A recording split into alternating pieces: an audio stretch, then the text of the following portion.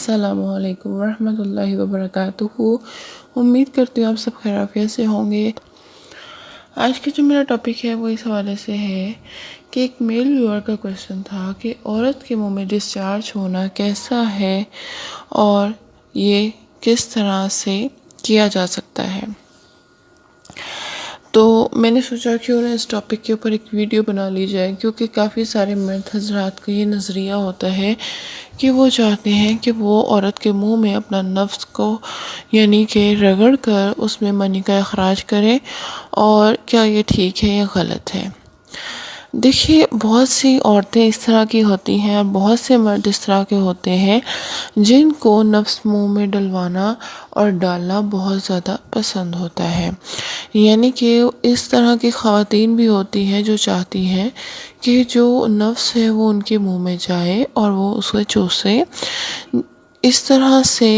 ان کو بھی سکون آتا ہے اور ان کے شوہر کو بھی سکون آتا ہے۔ اور مرد تو ظاہری سی بات ہے، اس کے ساتھ اگر آپ اس طرح سے ایک فور پلے کرتے ہیں تو مرد کو تو لذت آئے گی ہی آئے گی، لیکن عورتیں بھی آج کل جو ہے اس طرح سے لذت لینے لگ گئی ہیں کہ وہ مرد کی سب سے پہلے شرمگاہ چوستی ہیں اور پھر اس کے بعد جو ہے وہ انٹرکورس کے معاملے میں آگے بڑھتی ہیں۔ جبکہ دیکھا جائے تو اسلام میں یہ چیز بالکل حرام ہے، کیونکہ مرد اپنی شرمگاہ عورت کے منہ میں نہیں ڈال سکتا اور نہ رگڑ سکتا ہے۔ کافی ساری عورتیں چاہتی ہیں کہ وہ جو شوہر کی شرمگاہ ہے اس کو پہلے چوسے اچھی طرح، ایک لالی پاپ کی طرح وہ اسے چوستی ہیں، اس کے بعد جب اس کی منی کا اخراج کا وقت ہوتا ہے تو وہ منہ میں منی نکلوا کر اسے کھا جاتی ہیں، جبکہ یہ انتہائی غلاظت والا کام ہے۔ کافی مرد حضرات ایسے کرتے ہیں کہ عورت کی شرمگاہ میں نفس کو رگڑتے ہیں اور جب وہ خارج ہونے لگتے ہیں تو عورت کے منہ کے اوپر یعنی کہ منہ کے اندر منی کا اخراج کر دیتے ہیں، جبکہ عورتیں بھی اس چیز کو بہت زیادہ پسند کرتی ہیں۔ تو بات یہ ہے کہ ظاہری سی بات ہے، ہم بستری کا ایک عمل جو ہے وہ بہت ہی سنجیدہ ہوتا ہے، یعنی کہ مرد اور عورت کے لیے یہ ایک ایسی چیز ہوتی ہے جس میں ان کے اوپر ایک جنون سوار ہو جاتا ہے، جس میں وہ کچھ بھی کر گزرتے ہیں۔ لیکن کچھ بھی کر گزرنے سے مراد یہ نہیں ہے کہ آپ کچھ بھی کر لیں، یعنی کہ اسلام کے دائرے میں رہ کر آپ جس طرح سے ہم بستری کرنا چاہے وہ کر سکتے ہیں،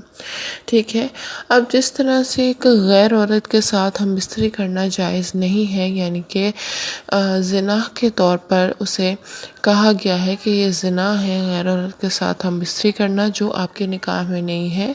تو اگر بیوی کے ساتھ زنا کرنا ہو تو اس کے ساتھ اس طرح زنا کیا جاتا ہے، یعنی کہ اس کے منہ میں منی کا اخراج کرنا، دوسرا یہ کہ اس کی دبر میں داخل کرنا۔ یہ بیوی کے ساتھ زنا کے مقابلے میں اس کو پیش کیا گیا ہے۔ اب اگر مرد اپنی بیوی کے ساتھ ہی زنا کرے تو پھر اسے اس طرح کے نکاح کا بھی کیا فائدہ۔ بہت سے مرد حضرات ہیں